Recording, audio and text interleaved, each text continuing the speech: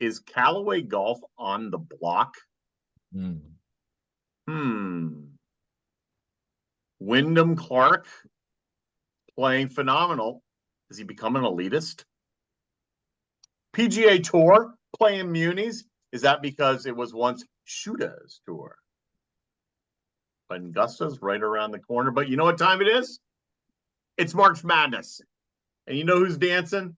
Scottie Scheffler all the way to the bank.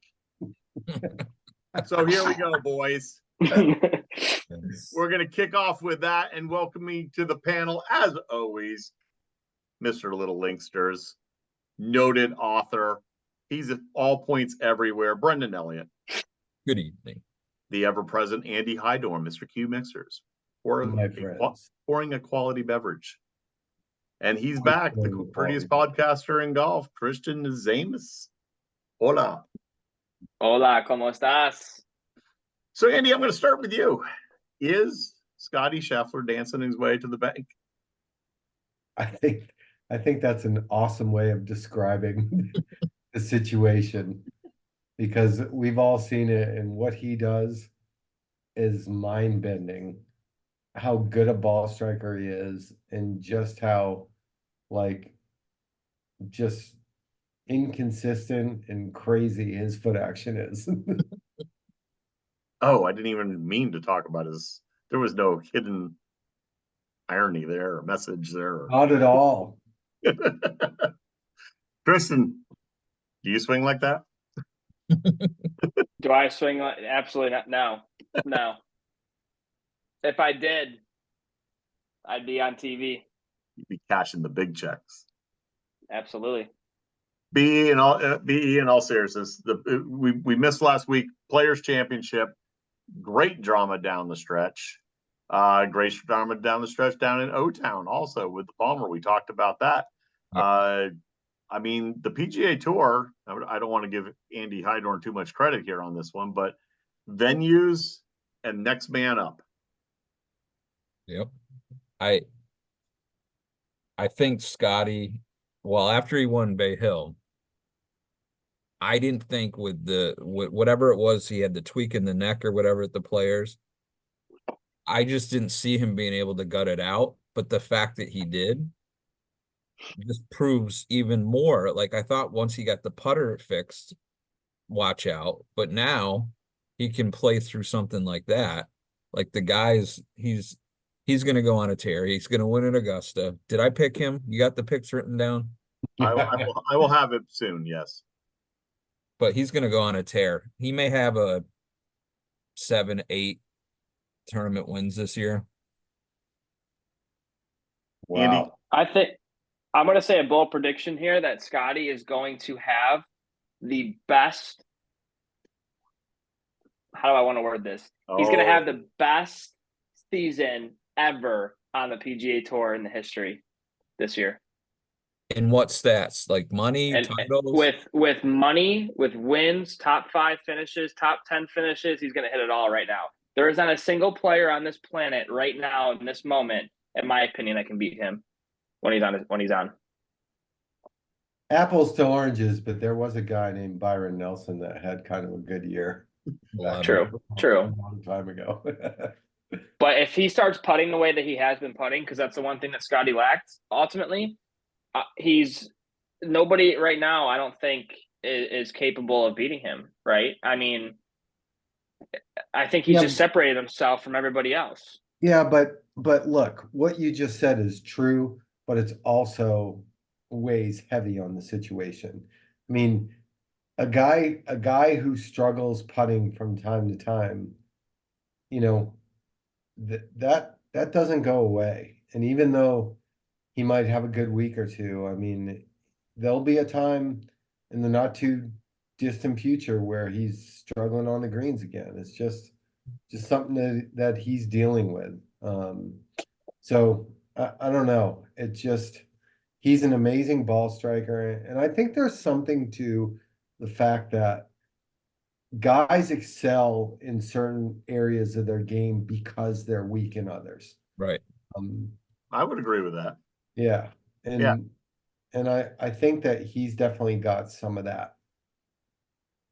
But you know what? You can look through the annals of the game, and there's very few guys, maybe on one hand you can count them, that had it firing on all cylinders in every facet of the game. And it doesn't really last that long. Because No. even Tiger, when he was at his best, he wasn't hitting fairways. So you can chalk that off because his scrambling was insane, you know.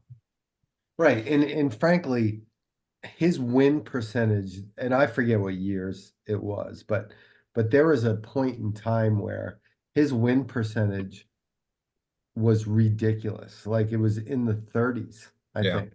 Wasn't that the year, the 2000 year when he Maybe, or I don't know when it was, but it was swing version 2 point whatever of Tiger. Yeah. yeah, and to think that every 3.8 times out of 10 that you tee it up, you win, that's crazy. Nobody's ever touched that. No, and nor I disrespect to our fellow panelists, nobody ever will touch that. Scotty's going to win a lot, I think, this year. Yeah. I'll tell you what. Go back to the players. I was rooting for Brian Harman. I love his scrappiness, and honestly, he had a couple of putts fall. He easily could have won. I like Wyndham too, but I'm afraid about what you're going to talk about later. But Oh yes. The only thing I don't like about Brian is how long he takes at the ball. I'm sorry. I know he's trying. I know he's trying to fix it, and that's like the dumbest reason to right now not like somebody. I understand that, but like, and he's open about it. You know, it's just like modern day Sergio. When you're watching it on television in a big event like that, I can see why the tour, for example, or excuse me, NBC would not want to focus on him because he takes 5 minutes to hit a golf ball. You know, and again, I understand he can't fully control it. Like he's trying to work on it. I'm just being nitpicky. That's all. But man, does he maximize every ounce of his little body. Oh, by far. Swing is pure. Ever since, I'm telling you, I think the Open last year got him all the confidence he ever needed to win on tour. But you know what? You could say the same thing about Scheffler. I believe that Scheffler turned the corner when they chose him for the Ryder Cup. He had success at the Ryder Cup, and the next year he went on a tear. Yeah. So I remember, I don't know what year it was. I want to say maybe 2019, 2020, something like that. It was the playoffs, PGA Tour playoffs in Boston. So I settled up at the range, and the lineup was incredible. I mean, like it was DJ, it was Koepka, it was Tiger, it was Brian Harman was one of them, right? So Brian Harman, there was a green at the end of the range. Brian Harman was rolling it up to the front fringe of the green, right? Somebody else Emiliano Grillo came up next, and he was flying it to the back of the green. Tiger came up next, was flying it 20 yards over the green. Koepka was 10 yards past that, and DJ was flying it into the trees behind the green. So the difference between those players, it was unbelievable. Just how much further and stronger those guys were than Brian Harman was. But you look at those guys you said in order and how the distance they were hitting it. It's the type of athlete. Like you're going from a Brian Harman, then I'm not going to say he's not an athlete, but his stature and whatever, working all the way up to DJ that's, can dunk a basketball, and he's tall and he's lanky. It's their athletes now. We've talked about that many, many times. Yeah, I mean, I remember an interview with Tiger, and he's talking about how he's in the gym, and when have you ever heard a golfer talk about being explosive? Yeah. He goes, I feel explosive again. It was one of his, recoveries. 2.3. His glutes felt explosive. Maximizing the glutes, and that's what I'm doing every week now at the gym. Andy, my turn's up to 71 degrees. Yes. Up to 71 or up 71? Oh, cannons. Up 71 would be 71. Ouch, Brendan Elliott. Sorry. It's true though. You threw the pass. I just Yeah. threw it in. All you did was catch it and spike it. Yep. So you mentioned him. I mentioned him in the monologue. Wyndham Clark. Phenomenal golf play recently. Bust out season at the US Open last year. Quoted after the third round, which by the way, he had to quelch all the cheating people, all the people calling in, the keyboard warriors about him pressing down the grass on the 18th. And Wyndham admits he would like to see just 100 players competing on the PGA Tour with a new relegation system in place. When was that? He said that today? He said Yes. that actually after the Arnold Palmer. Hmm. Yes. No, I don't like that. I'm not for that. I mean, we were just talking before we went on about looking at the PGA Tour Americas and then we talked about it, Alan, I think 2 weeks ago about watered down fields. There's no such thing. There's just so much talent out there that we need to see as golf fans because there's so many great stories. Well, my question and where it comes from is, did Wyndham suddenly forget that he at one time was one of those guys in the 50 to 152 in the field? Yeah. He was on Netflix and now his head's getting a little swollen, huh? Andy, what say you? No, I'm sick and tired of the greed. I'm sick and tired of the greed. I mean, like the PGA Tour and all the feeder tours that have become part of the PGA Tour and allow people to graduate and move up and get to the ultimate, spot of being a PGA Tour member. I mean, I'm tired of this greed, and my 18th hole has a little bit to do with that, so I'll save some of this, but it just like you said, Alan, I couldn't agree more. I mean, Wyndham, you were one of those guys, like not that long ago. So it just, I'm tired of it. It's an ugly part of professional golf. But the other thing with it too, and I'll go back to this Latin American tour, is there's so much money in the game right now that the tour has to work with, and it's going to become even more. They're only playing for 154 guys playing in Mexico this week are only playing for $220,000 total purse. I mean, you got to think and the ladies' game is another great example. You got to think there's a way to spread the wealth out better, not make it more elite. That just doesn't make any sense for me. I agree. Worse, they're paying those in pesos. Yeah. That's 1 billion pesos. Christian, what say you? I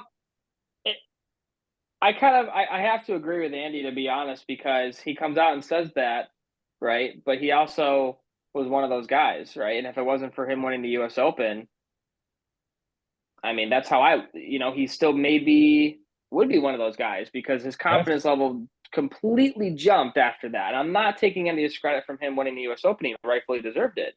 But again, you come out there and say what you want to say. And I feel like, again, the common theme with all of this, in my opinion, is LIV, because I feel like at the end of the day, they're trying to compete now with LIV, right?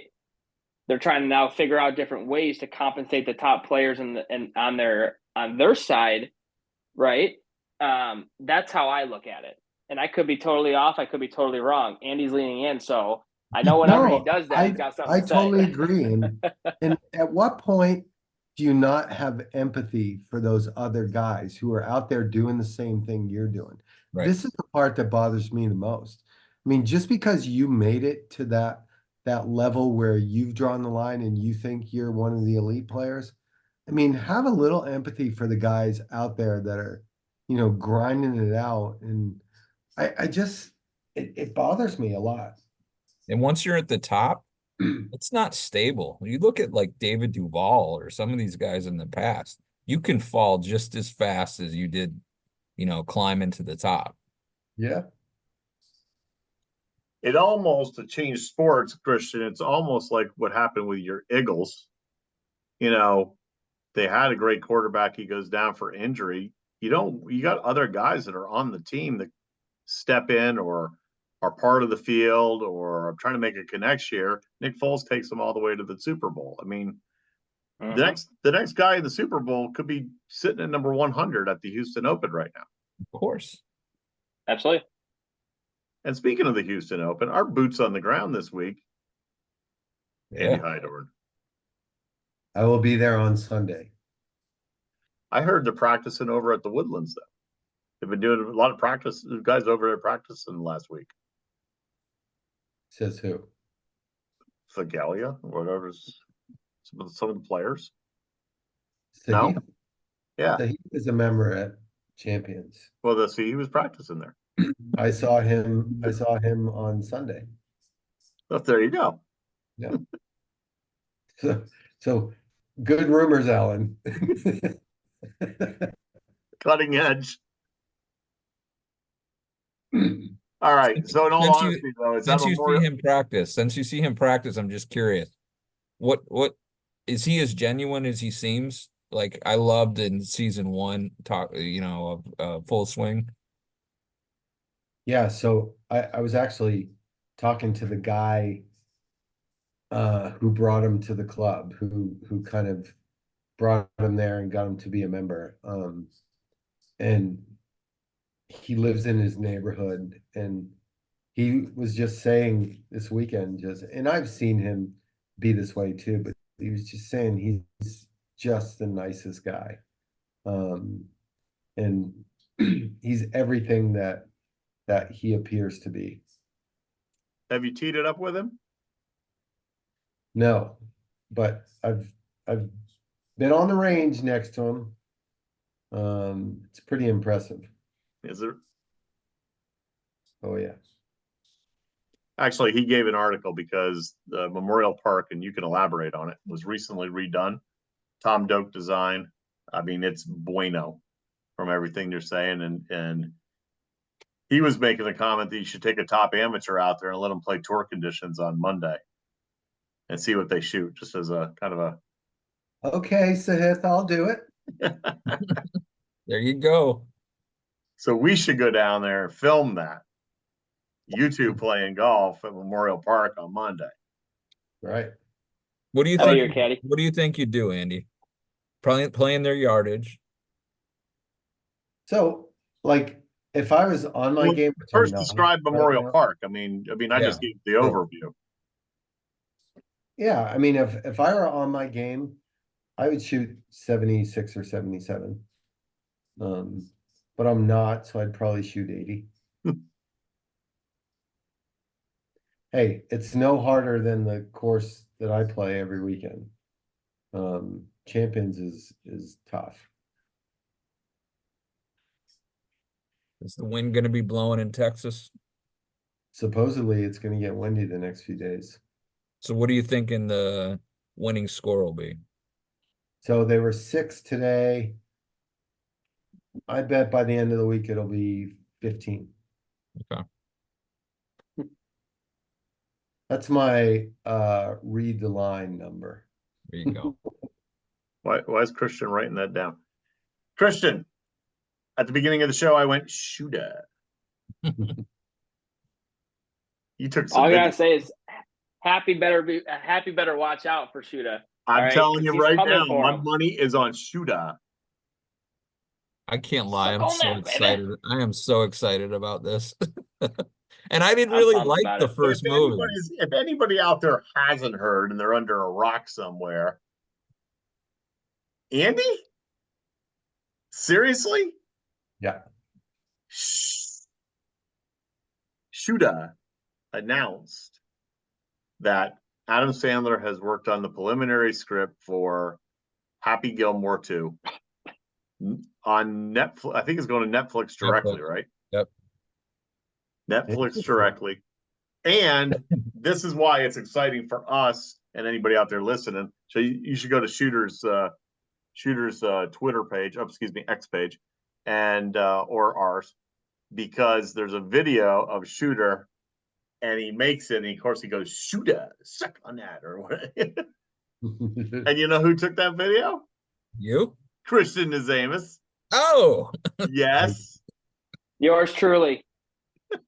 nice. Now, granted, Shooter banked it off the bumper.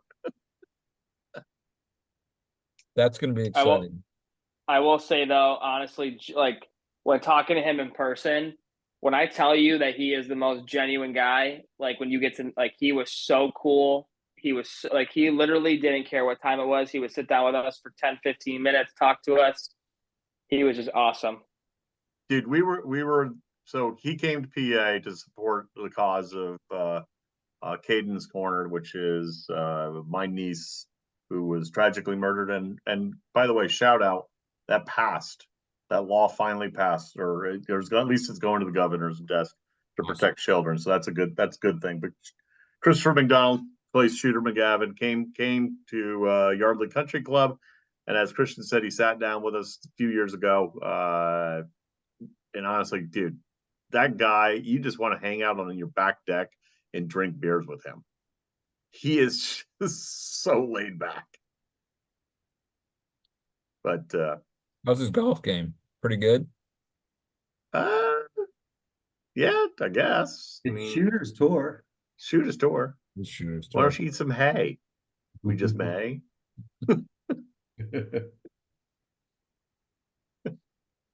Oh, Andy, tell us about Callaway. What's going on there? Well, it's kind of curious. I guess I have a misunderstanding about who owns who. And I know they're kind of a merger, but they're talking about spinning off the Topgolf Callaway is talking about spinning off Callaway. And I don't think they've even been together for much more than a year. Yeah. I don't really quite understand. And to be honest with you, Q Mixers is doing a deal with Topgolf right now, and the chief marketing officer at Topgolf was chuckling to our chief commercial officer about the rumor. So I don't know how much truth there is to it. So he seemed to think it was funny. $2 billion is what I heard being tossed around. How much? $2 billion. Yeah, sounds about right. And on the heels of TaylorMade being bought a couple years ago, Korean-based group. Good chance of it. Titleist did that too. Yeah, Yep. true. Yeah. Yep. Brendan? I'll just, like a lot of things when you see on social or wherever you consume your golf news or any news, I just kind of have a wait and see kind of attitude. You don't send a text message in the group that says Rory's going to LIV for 900 million? No, but somebody does. You don't do that. You don't do that immediately with every bit of drama that comes across the news feed on X or. I do that for a reason. I do it to get the juices flowing. And it works. It does work. Big brother But jumps right in. That was actually like true. Does Rory say no to that? Because I think he says yes to that if that ever happened. There's a lot of interesting things that, if they were true, would be even more interesting. Absolutely. Well, what was true, Andy Hydorn, is Yasser was in the Bermuda or in the Bahamas with Eldrick and some of the boys playing a little golf. Yep. Got anything on it? Little LIV report for us? No, my it's more of a LIV take than a LIV report. So I just feel like, again, this whole thing, and if you saw comments from Rory, they want to own team golf. They want to own team golf. And at the end of whatever deal that gets consummated, it's going to be LIV will be the team stuff, PGA Tour will be the individual stuff. And the team stuff will be, you know, a commercial enterprise, a for-profit business. It's just, again, I hate to say this, but this has been, if you read between the lines, this has been the case for a long time. And I think that every bit of news that comes out, it becomes more and more clear that that's going to be the end game to this whole thing. I agree, but where I'm confused is how Tiger and Rory's league is going to fall into this whole thing, or is it a separate entity of itself? Yeah, I don't know that it would be connected, but it's a totally different Yeah. thing, right? Like that's more of an entertainment, technology thing. So and I think those things can coexist easily. Christian, you want to weigh in? I don't even like weigh in on. I mean, I don't even know where to start. You know what I mean? It's like it's just irrelevant at this point. Everybody on that. You were just telling us they had record viewers. Yeah, 300,000. Was that more fake news? 300,000. I can literally go, play golf myself and average 300,000 views. Like, okay, as long as I bring a 12-pack of beer and some music and maybe a cigar or two, I can average 300,000 views because that's what you do nowadays, to get views. But no, seriously, it's just irrelevant. Like, besides Rahm, everybody on that tour, and Brooks, besides those two, in my opinion, they're all irrelevant. I just think people are tired. I think people are tired of it and just waiting for whatever's going to happen to happen. Exactly. They all went for the money. And besides Jon Rahm, nobody came out and said it. Oh, Brooks said it, actually. But, besides those two, nobody came out and said it. And the fact that all of them are saying that it's benefiting the game of golf, it's bullshit. Sorry for swearing. But, it's ridiculous. It just pisses me off because it doesn't help grow the game, as we all know. And we sit here and it's the history of the game. And then Jon Rahm, Jon Rahm pissed me off the most because where he came from to where he is now, he was such a hatred towards LIV when he first came out. But, oh, wow, I'm going to dangle $650 million in front of you. It just goes to show you that every single person in this world has a price, and it doesn't matter. And I'm a victim of it too, right? If somebody offered another, a job that you paying you double, how do you say no to that? You know what I mean? It's just, but while every single person has a price, I think what really matters is what's your price, right? Exactly. So are you going to go for X, or are you going to go for X times 100, right? 100%. To me, that tells more about the person than anything else. If I'm in Rahm's shoes, for example, right, I'm personally saying no to that simply because if he cared so much about the game, and we all know how much he loves the game of golf because he always talked about Seve, right? Seve's is that was his role model, rightfully so, right? He always talked about him in almost all of his interviews that he did. And yet here we are, he's going to play for LIV, but he still wants to come back and play an X amount of events on the tour.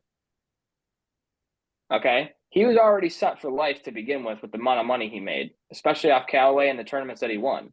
Yeah, but I think he made a risky move to get paid in the year before they end up doing the deal. So the guys who went early didn't have that luxury. They knew they were leaving, right? I think Rahm is he gambled a bit, calculated gamble. But some of those guys, and I agree, I'm a firm believer that if Brooks never got hurt, he wouldn't be on LIV right now, right? I can see why Brooks took that deal. Phil, I could care less about Phil. Okay, Phil's irrelevant. Okay, I'm a firm believer that Phil will never win another major or a tour if he ever comes back on tour ever again, right? So those guys were already set. Phil did this. I know he did. I know. But you look at Phil, you look at DJ. Those are two guys in particular, for example, that don't give two flying shits what happens because they just care about the money. Phil had a gambling problem to begin with, so I'm sure he already wasted through the $100+ million that he got. Okay. But also DJ doesn't give a shit. He doesn't care at all. And he hasn't for a long time, whether he won a major or not. You know? Yeah, two different don't- motivations there, but you're right. I think 1,000%.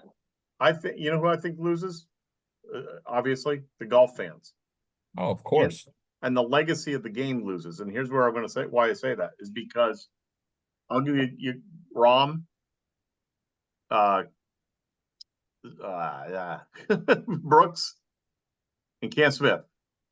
All three of those were clearly going to be multiple major winners. They already are. But how many majors were they going to accumulate? How much will their game be diminished because they've made the jump to LIV that they may not? Now, Brooks put forth the effort, obviously, competed in 2 majors last year, but will their game suffer when it comes time to play the majors again? That's up to Yes. them. Will it affect their legacy? Absolutely. I think it would 100%. Besides Brooks Koepka, right now, he's the only player on LIV until Ron proves it to me that he can still win on this. But until Brooks is the only person right now on LIV that can win a major. I'm a firm believer in that. You don't think Rom's gonna? I don't think Top 10 I think next Rom can do it. I think I don't think he'll be top 10, but again, I don't think he'll do well at the Masters personally because think about it, that's his first major coming in as a LIV player. He's gonna be decked out in his gear. He's gonna be a returning champion. I wouldn't even be shocked if he missed the cut. Demands on his time, et cetera, et cetera. Exactly. I wouldn't even be shocked if he missed the cut, to be honest with you. Right. I just don't see the motivation for these guys to want to compete in these tournaments that are in like the majors when they're getting that basically X amount of millions of dollars. There's no motivation for them to continue doing what they've done. Whereas you see guys like Ricky, Wyndham Clark, JT, Spieth, all these guys that a paycheck for them is not guaranteed every week. Now, I'm not saying that they don't need it, but like to look at my buddy Kevin Roy, right? Like that is a guy right there whose had a paychecks good are not week given last every week. week. He did have a great week last week. Yeah. All right. Shout out to Kevin But Roy. like when I look at golf right now, I would much rather go hang out with Kevin Roy than go hang out with anybody on LIV because that is a guy that I'd rather play golf with because he sees the value in it. I'd hang out with Brooks. Okay. I just wouldn't do that. That's all. Nothing Because at good the end of the happens day, after midnight.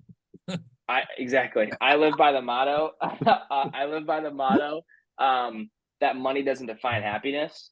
And if they're happy, then so be it. But I would rather can still compete with the Rorys, the Schefflers, the JTs, and the Spieths of the world because that is where the history of the game lies. And I believe that full swing and just a giant FU attitude affected Brooks Koepka to want to come back last year. 1,000% it did. Play well. Absolutely. I think he saw himself on there, and everybody. You're human. You read the news articles about how broken he was and mentally distraught he was, and everything else. And complacent, if you're complacent and money makes you complacent, I don't know. But you look Alan, at him, you mentioned it. Sorry, Brendan, go ahead. well, I was just going to say real quick that you look at him and prior to LIV, this was his MO anyways. He didn't give a shit about the regular events. Yeah. He was always gearing up towards the majors. And now that he's in the position where he's got a couple victories, he can keep playing the majors. So what did he care? Yeah, but I feel like, Alan, you mentioned it before, in this, we can all guess what the results are, but I think the most interesting thing of all is going to be, does playing on LIV erode the skills of those players? And we don't know that yet, right? I mean, like, I think it depends on the player because there's a lot of guys that are out there playing other events. Like Joaquin Neiman's out there grinding away on the Asian tour. Oh, I didn't even get to the fact that they all are trying to up their frequent flyer miles. Yeah. And so, but I think the interesting takeaway at the end is going to be, does Cam Smith ever become the player again that he was 3 years ago? Does that ever happen? Does Patrick Reed ever regain his form? Can't see it happening. Yeah. Like, But they're, You know, I'm glad you. I actually had that on my notes. I'm glad you brought it up, Andy, because I forgot. Why are they all now? As soon as the world rankings, which was Greg promised them world ranking points, and guess what? It didn't happen. Now that the world ranking points have been stripped away from them, what are they all doing? They're in Asia, playing on the Asian tour, trying to earn enough points and trying to earn a spot to get back to the majors. and oh, the irony of that, right? Yeah, Like, play less golf. yeah, Now you're playing less golf. You're playing more golf and away from home. yeah. I have a hot take because I've been thinking about this lately. Because again, LIV's just consumed everybody's lives. The the Matthew Wolf, the Bubba Watson, the Louis Oosthuizens, like these guys, for example, and the Harold Arnold. I mean, I can go on and on. I almost feel like these guys basically gave up on their golf career because they knew that they wouldn't win on tour, and they took the money. Rightfully so. I'm not taking any. I would, again, if I'm in their shoes, I would do the same thing. Okay. But these guys basically gave up on their golf career because they knew for a fact deep down that they were never going to win an event, that they never were going to win a major. Okay. Bubba has, I understand that. Same with Louis, but that's not the point. They've given up on their golf career. That's my take on it. I completely agree. Abraham Answer, Joaquin Neiman, Cam Right. Smith, Yep. Rom. Take Kevin Na, for example. Where's all Andy? Andy Ogletree. Where's he? Like hashtag. But it's just these guys. I tend to think of Joaquin Neiman differently, only because, he's a kid from Chile, and his buddy Mito Pereira, same thing. Like, it's a lonely life in America if you don't speak English, and like it's hard. So I think there's a bit of that made guys like him go. But I couldn't agree more. Like Christian, a lot of those guys just gave up on their golf game. Yep. And the thing that's the worst part of all of this, and I've said this from the beginning, it's untethered money, and it's not in relation to anything other than Francis from Pee-wee's Big Adventure has all the money. But it's like that's the thing that bothers me the most is they had the opportunity to go not get paid because they're great, to get paid because Francis had money. That's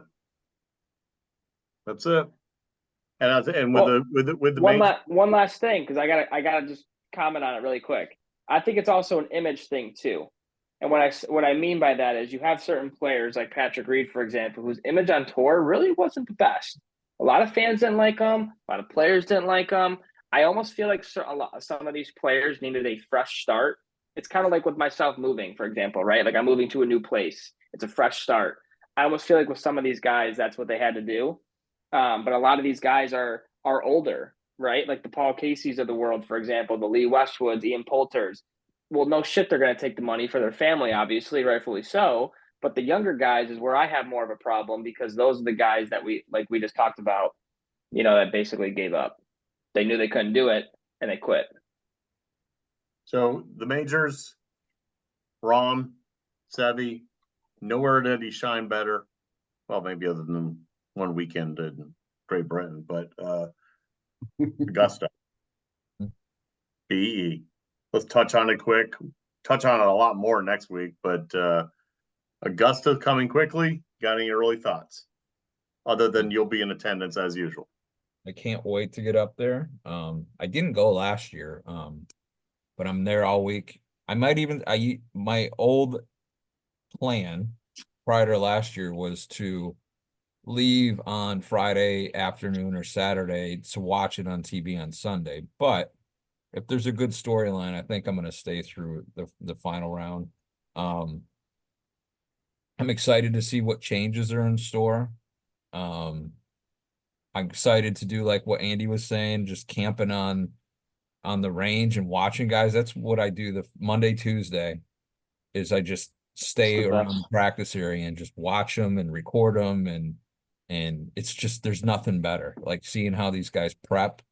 I think that's the most valuable thing anybody can do if they go to any tour event is watch how these guys prepare. And that's where they're different than any other golfer on the planet, is the routine, the preparation. That's where they separate themselves. So I'm excited about that. And I got something for final thought that's kind of master related, so I'll save that for that. Andy, leading up to Augusta, you got anything? Yeah, I think like I think about Rory, because I love Rory and he's the guy that I always root for. But I think about the majors and how much emphasis gets put on winning a major. And like you talk about preparation, Brendan, like Rory was in like just prime form last year going into the Masters, and he laid an egg. Yeah, Like it was awful. And you wonder, like, it's been so long since he's won a major that he's seemingly trying to win his first major again. exactly. Like Yep. his ability to draft off his prior major victories doesn't seem to be there anymore. So major point being, I think that the right mindset going into these majors is probably the most important thing that any of these players can have. Christian? Yeah, I agree with Andy. I think Rory. I love Rory as well. I root for him. I think he puts way too much pressure on his shoulders for this one tournament because he tries so hard to win it. And I'm going to say if Tiger's not in the field, nobody in that tournament knows Augusta, in my opinion, better than Rory does. Right? Rory knows it. He knows where to miss it. He knows where to aim it. He knows how to do everything he can to win that tournament. Right? Except I don't know what happens when he steps on the first tee. I hope he does win it because um, I don't think there's anybody more deserving of it than Rory. If I can't think of a single player that deserves it more than he does. But again, at the end of the day, it just comes down to just doing it. And I think once when he finally wins that tournament, it could be this year, if it's next year, whenever he wins another major, I'm going to say that I think he's going to explode in a good way. And I could see him ripping off 2, maybe 3 in a row because that's the confidence I think that he's fully lacking at the moment right now because he knows he can win a normal event at Bay Hill, at Jack's Place, but like it's the majors that he has to really separate himself. Well, to continue the Rory theme here, I mean, U.S. Open finished second. His recent run in the majors has not been terrible. Played well at Sawgrass, played well at Bay Hill. Had a hiccup, I think, was in round 2. So it's coming back. We just hope that he comes back for him. I think every golf fan out there, other than the LIV haters, want to see him play well. So I'm looking forward to diving in deeper on Augusta next week, but we have hit the 18th green, flagstick in hand, and Andy. Okay, so I'm gonna continue on this tirade about money. Oh, don't you dare. Yes. Take my one away from me. So, well, hopefully you're not going to talk about Chris DeMarco. God damn it. Well, give yourself a minute to talk about something else. But yeah, I saw this quote today about DeMarco talking about, how it's a crime that they're not playing for more money on the Champions Tour. And he played in like 28 events last year, and I think he had 2 top 10s and made $400,000. I'm sorry, guys. Like, the product isn't that interesting. Like, it's just not. And I love all those guys. I love Ernie Els. I love, watching those guys play, but it's not an interesting product. And I think to me, it's almost like that argument for women's sports and where they're arguing that they should make as much money as men. It's kind of the same thing to me. If the product warrants it, yeah, of course. But if the product doesn't, then you basically get what you kind of deserve. So again, I'm tired of hearing these guys complain.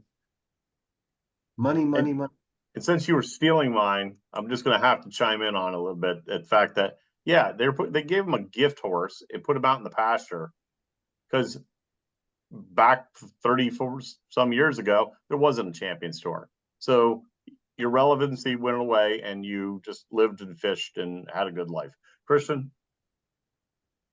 So my final thought is simple. My final thought is going to be, every day, I want to kind of take a steer away from golf too for a second. Cause like every day I always live by that motto of like, take care of yourself, take care of each other.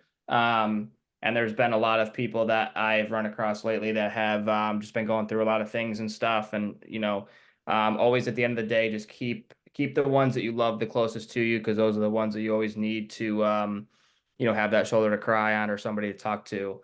So when it comes to, golf for a second, like, I'm excited for the Masters coming up.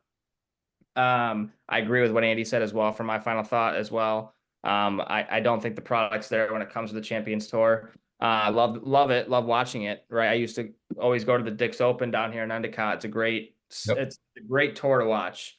But at the end of the day, I think, steering away from golf for a second as well, like continue to follow us, please, on some social medias. We have the band back together.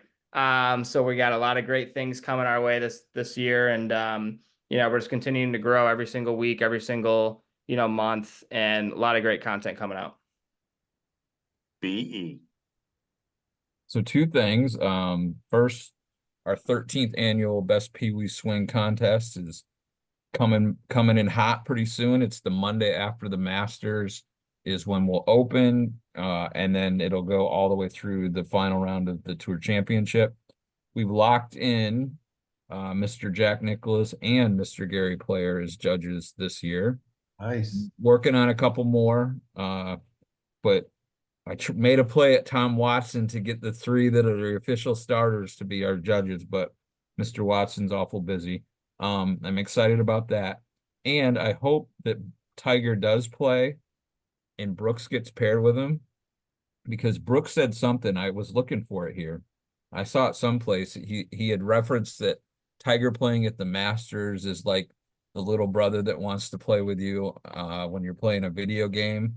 They're not relevant, but or something. He said something derogatory towards Yeah, I remember hearing that one also. So I hope the two get paired together, and I hope Tiger plays well and beats Brooks.